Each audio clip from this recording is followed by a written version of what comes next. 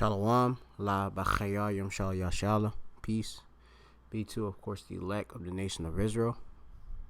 Wa Kal Halayim La Allahayna wa Yahweh Ba'Shem Yahushai Ba'Shem Chakudash. All praises to our power, Yahweh Ba'Hashem, Yahweh Shai Ba'Shem Chakudash, Yahweh being the true, almighty, and powerful name of Heavenly Father, who the warrior and calls God, and his only begotten Son's name is Yahweh Shai, who the war ignorantly calls Jesus Christ by Hashem, meaning in the name Rechah, meaning spirit, Kodash is holy, which I utter in the Paleo Hebrew, which is a language has been returned unto the Hebrew Israelites, which consists of so-called Negroes, Latinos, and Native Americans. Of course, Shenya Kabad, La Shalayachim Nawa, was a Quanium Nawa Shalayashala. Double honors to the apostles, or our apostles and elders of Israel, which are a great millstone. And of course, Shalom wa Chesed la Bachayarium. All right, peace and mercy to the election. All right, of course, I want to, just come again with another wee lesson due to Kodash, which it's currently about just after midnight here by Babal and Babylon, which is America. Shemya Mappa. My name's Mappa Mayan, a great millstone from the Great Millstone Plaintables camp located here in the city of Philadelphia. All right, just coming with another wee lesson. So we have it here with this current conflict escalating within Iran, which is we're gonna go into it real quick. Or Kawash. It says Iran has little to gain from Oman tanker attacks. Now you have it. 2 oil tankers have been damaged in a suspected attack in the waters between the United Arab Emirates, or you have that the UAE, and Iran, as they were leaving the Persian Gulf. Yeah, as you can see, the area we're speaking of. All right. Reading on, it says, this is the second incident in 4 weeks and raises questions of who gains what from them. It says, fingers are certainly be pointing at Iran, which Iran is the so-called Persians. All right. Iranians or Persians are actually, when you go into it, they're actually Elam or Ayalam in Hebrew. They are written in the scriptures. All right. Going on, you have it here as they were. It's like it says, fingers are certainly pointing at Iran as the mastermind behind these events. All right, so they're blaming the fingers being pointed on Iran, and that's primarily by America. All right, which America with what's that foreign secretary? I believe that's Mike Pompeo. I have to go back and check what his title is. He, of course, placed the blame on Iran, which there is a agenda that's being pushed against Iran currently. If you haven't been checking in the news and such. Now, we may cover a little wee bit of it in this lesson, but I just want this pretty much to be really quick and to the point. It says here that, but the potential benefits of the Persian Gulf nation are outweighed by the risks, and even Tehran, speaking of Iran, even if Tehran isn't responsible, it will still suffer the consequences. So I mean, that says a lot there, of course, because even if they're not, of course, are actually the ones who damage these tankers, which these tankers are, I believe, they're Japanese owned. Their blame, they still want to place it upon them. Okay, and that, of course, goes with the agenda of America. Now, give me a wee moment. I may step out real quick. I'll be right back.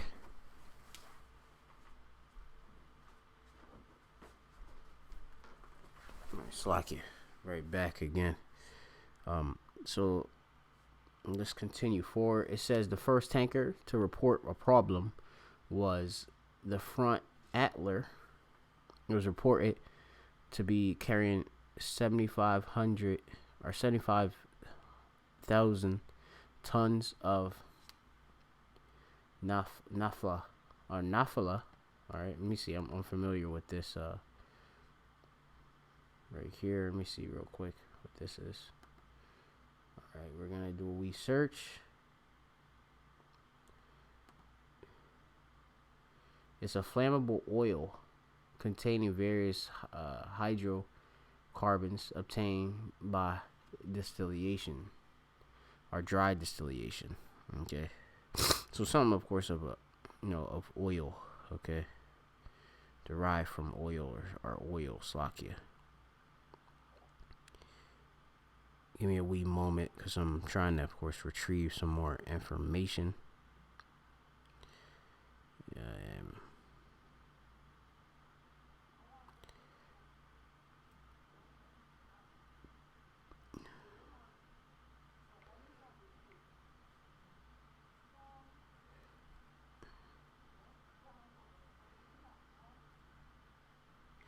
Okay, now let's continue on. It says here that although it was signaled to a destination of basically somewhere in Taiwan here, Koying, Taiwan, was it when it was damaged. It says the second vessel was the Japanese-owned Kuka Courageous, which was signaling from Saudi Arabia to sailing Slakia. They're sailing from Saudi Arabia to Singapore with a cargo of methanol. It says a person Slakia who's heard local radio transmission between ships in the region told Bloomberg that a torpedo attack to have caused an explosion and fire on the front of Atelier.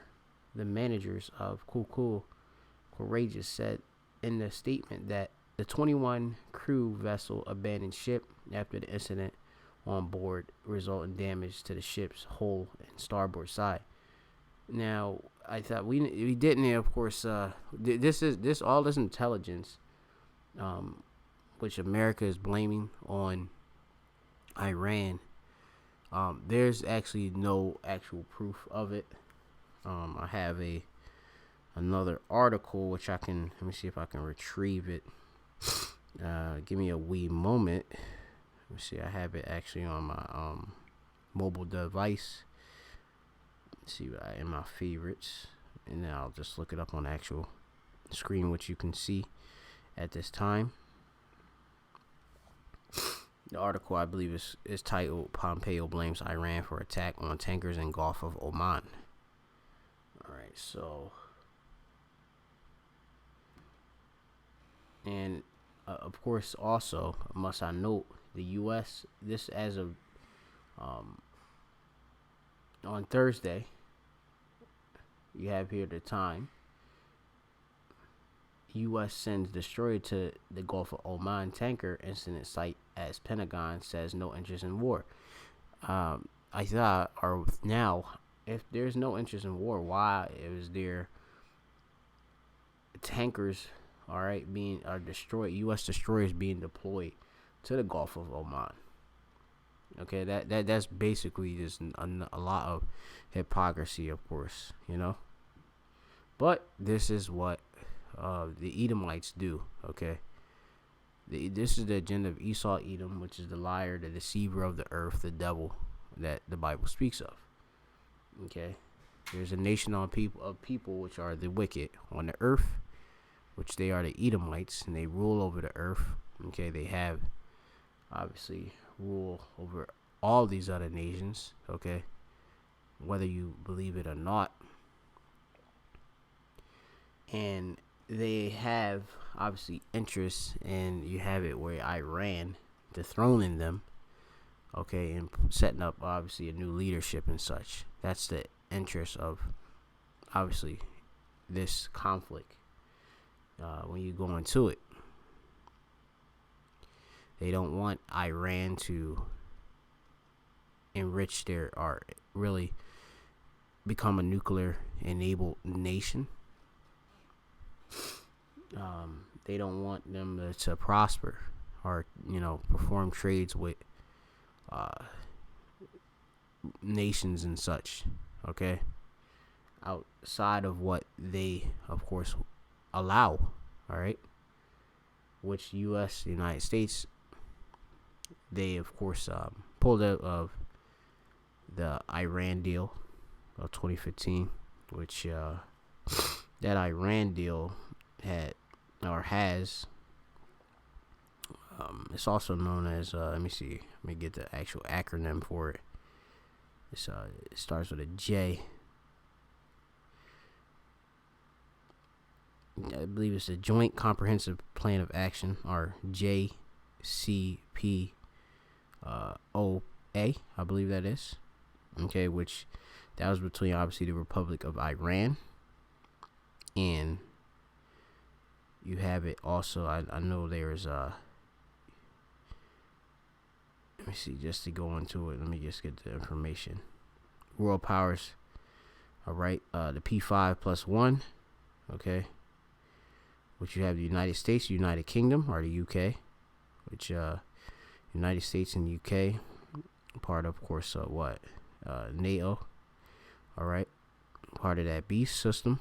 Russia, France is a part, are of course NATO as well, also an EU member state, and China plus Germany in the European Union. Okay. Now, going on further, I just want to go, note some of these things of information.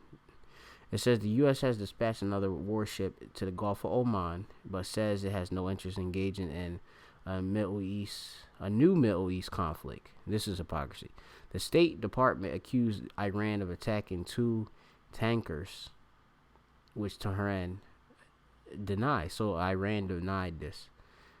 All right, and there's no proof of this thus far. Okay, that Iran actually has done this. At least at this time. All right. So, I mean, we got certain, as I mentioned, news outlets. Which, let me see if I can pull up this article real quick. That's just to cite my information. I got this Pompeo.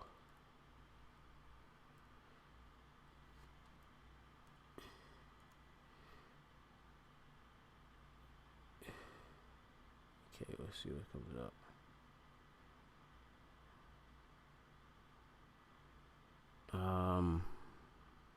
Yeah, this is it. Maybe they perhaps have changed the actual article's headline. It says here, after 2 oil tankers are attacked in the Gulf of Oman, American officials were quick to blame Iran for the incident, where we have this heard of the story before. It says that 2 tanker ships. Okay, just going in what we were just speaking about. It says Iran claims it rescues 44 crew members from both tankers and brought them to safety. No, but Navy is taking any responsibility for the attacks.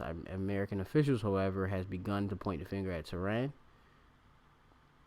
It says Secretary Mike Pompeo laid the blame on Iran later Thursday, citing unspecified intelligence and Iran surrogates history unprovoking attacks. These supposed Iranian attacks include drone strikes on Saudi oil pipelines, rocket attacks in Iraq and Afghanistan, and alleged cuts and acts of sabotage on shipping traffic in the region last month. Now, if you go into a wee bit of the the history with this whole, this current, that whole region and stuff, that Strait Hormuz, and you have it where you have this whole Gulf of Oman. That, and I could speak about the Strait of Hormuz. You have it where it's one of the world's most shipping routes. You have it like basically 1/5 of the world oil go through the Strait of Hormuz. You have, of course, Iran, Kuwait, Qatar. These Arab or Yashima or Ishmael nations ship oil, natural gas through that Strait of Hormuz. And then, of course, when the U.S. was threatening, obviously, Iran, they, of course, said they would block that strait. And you have it where, they, of course, don't want Iran to, engage in various trade with, various nations. Okay, they don't want other nations to, to buy their oil. So they want to basically destroy this economy of this nation. All right. Like it has here, U.S. has granted waivers to 8 countries importing Iran oil, but then they lifted those wagers, and that put pressure on Iran. So and you have it like some of the 8 countries were China, India. All right, and they had like basic exemptions from sanctions, but now they don't have those exemptions from these sanctions and such. All right, so they're hitting them, with these,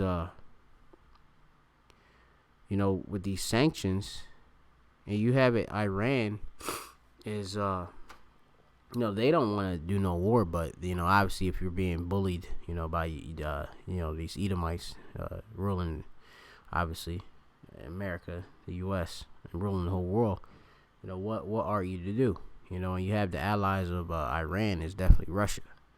All right. Now, I believe China as well, too, if I'm not mistaken. But going into it, I want to go back to the other article, and then we'll just bring out a little bit of, a little couple quad precepts. It's not. This is just basically wars and rumors of wars. Basically to give you a little, main premise of this whole lesson. So anyway, it says here that who gains from this attack? It says obviously, the obvious answer is Iran. If Tehran is attacking tankers leaving the Persian Gulf, either directly or through proxies, it sends a message that transit through the world's most important choke point, which I'm speaking about, that Strait of Hormuz and stuff, for global oil flow is not safe without consent. If Iran pushed to the brink of economically by sanctions, it will not go quietly. Other nations in the regions will bear the cost of disruption to their own oil exports, while America and its allies will have to cope with higher crude oil prices and disruption of supplies. Yeah, I mean, this is basically being caused by America themselves, okay? Bothering and meddling with these other nations, okay? It says not since 2000. I mean, that's basically it, what I'm going to bring out on this one. I mean, really, they don't. I mean, that's foolish for, America. I mean, really, for Iran to do a attack, all right, on another nation tanker, okay, just to bring, America into, obviously raising the eyebrow and bringing destroyers into obviously your waterways and stuff. That's stupid. But that's, a lot of deception goes out, all right? It says here a day earlier that Iran freed a U.S. president in prison in espionage charges, and this would seem clumsy timing for the country, seeing that first tangible signs of easing of crippling sanctions imposed by Americans, or Edomites, but it is absolutely understandable if you're someone with the ultimate goal to derail any easing tensions between two nations, and to affect the regime change in Tehran, whosoever is behind the attacks is no friend of Iran. So I mean, basically, you could read between the lines, okay? What this actually is, okay? I mean, as you see, it's a farce, okay, for the most part, okay? I mean, it may, who knows? Really only Yahweh Shem Yahushua knows. But basically, this is just rumors of wars, all right? But as it says, I mean, it'll be foolish to do so because, I mean, you have it where they're so-called letting up on these various sanctions and such. So, I mean, why would you, basically do attack, okay? That's stupid.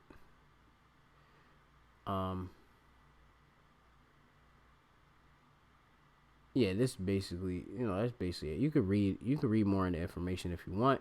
I'm gonna bring out some information. This is gonna be our Pequadium, the book of Micah, chapter 2:1. It says here, "Woe to them that devise iniquity, and that work evil upon their beds. Iniquity is a multitude of sin." All right, when you, of course, devise something, which is chashab baha baryath in the Hebrew. Baha Lashman Kodash. You think or plan something, all right? Chashab. All right, so if you plan iniquity, a multitude of sin, because war brings a multitude of what? It don't bring not only just battle, which war in Hebrew is malchama, all right? All right, our battle is malchama, all right? Similar to, the word, is that tazabah, all right? But, Malchama, all right, or Malchama, as some people pronounce it. I mean, battle brings death. It brings casualties. Okay, it brings a lot. Stealing, all types of things. Of course, spoiling comes about. Destruction. All right, so I mean, basically, if you thinking or chashab, all right, devising various points of iniquity, multitude of sins, that's wicked. So they say, destruction to them that devise iniquity and work evil upon their beds. When the morning is light, they practice it because it is in the power of the hand. Of course, the earth is given unto the hand of the wicked. The wicked are ruling, the wicked being Esau, Edom. Okay, so it says they covet fields and they take them by violence, and houses they take them away. So they oppress a man in his house, even a man in his heritage. And you have it where, these Edomites, they, of course, they covet, all right, fields. Basically within the field or Shaddai, you have what? You have obviously the harvest, the resource that you're planting. Okay, here in this case, we're likening it onto oil, okay, coming out of the earth, okay, because ultimately that's what the United States wants when they go with their various foreign interests in these different Arabian nations, okay, and even in Venezuela, okay. They want these various natural resources to extract them. They, of course, have leaders that are currently in positions, and they're, of course, are against the U.S. interests. They come against them, and they use, obviously, these forms of devising of iniquity, thinking evil plans, all right, to get their way, to accomplish that which they desire to do. Our desire is bakwash, all right. What they seek, it also means to seek, to do. All right. So continue on. This is going to be the next scripture. This is going to be the book of. You see. You know what? I'll get this one right quick. This is the book of Ecclesiastes, chapter 3. All right. And 1, it says, "To everything there's a season and a time, all right, to every purpose under the heaven." All right. So, there's a time, all right, or eith, which is time in Hebrew. All right. For everything, every purpose, all right, chashap, or Kapash, or Slaki. This is Kapataza. All right, Kapataza, which are Kabataza, Slakia. Okay, you got there just a longing, desire, purpose. Now just going on, fast forward. Right now, it's a time to what? It says a time to get and a time to lose, a time to keep and a time to cast away. And that's that time right now. Okay, we're in the time of that. Okay.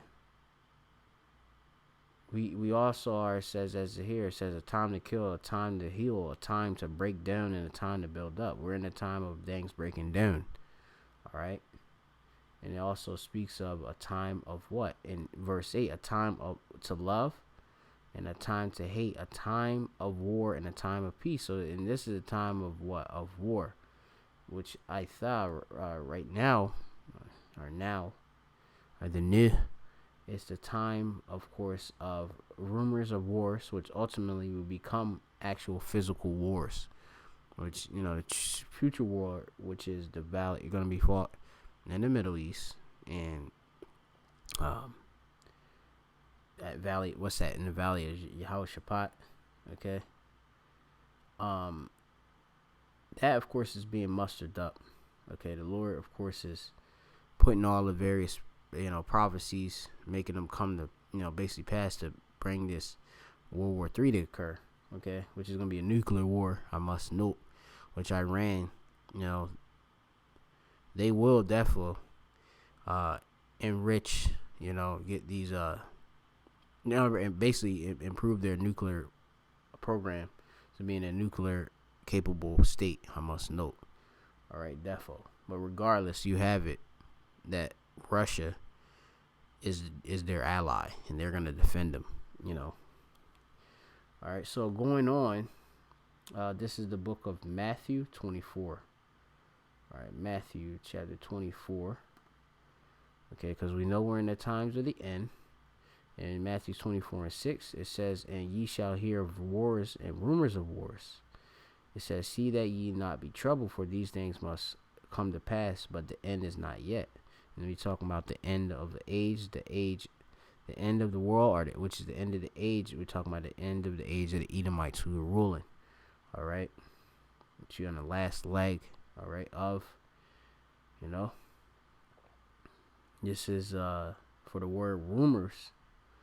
Ukeo, let me see. Akeo. Let me see if I can pronounce that. Strong's G 189. Akae, which it means here, for rumors, a sense of hearing. All right, so we're hearing our hearsay. It also has hearsay in here, you know, because we're going off of somebody's word. You know, we're going off of the words. You know, right now you have it where we're going off a deceitful word of the Edomites, which can't be trusted. All right, at all. Okay, they're the deceivers. All right. The Lord doesn't like them at all. All right. It says here that in Psalms 7:11, it says, "The Most High Yahweh Bashem Shai judgeth the righteous, and the Most High is angry with the wicked every day." The wicked are Edomites. All right, go to Malachi. All right, the first chapter. All right. It says here, I want to go into next one. If he will not, it says, if he turn not, he will whet his sword, sharpen his sword. He hath bent his bow and made it ready. It says, he hath also prepared for him instruments of death. He ordained his arrows against the persecutors. And the Lord has, of course, the instruments of death, which is, you know, obviously the waster to destroy these nuclear missiles, which, you know, the Lord is going to snare this, you know, the Edomites into. Okay, which America's going to be destroyed through nuclear missiles, all right, and fires from the chariots, which is so-called UFOs, which angels are in, which Yahweh Shai, meaning who the world even calls Jesus Christ, is coming in a big chariot, all right.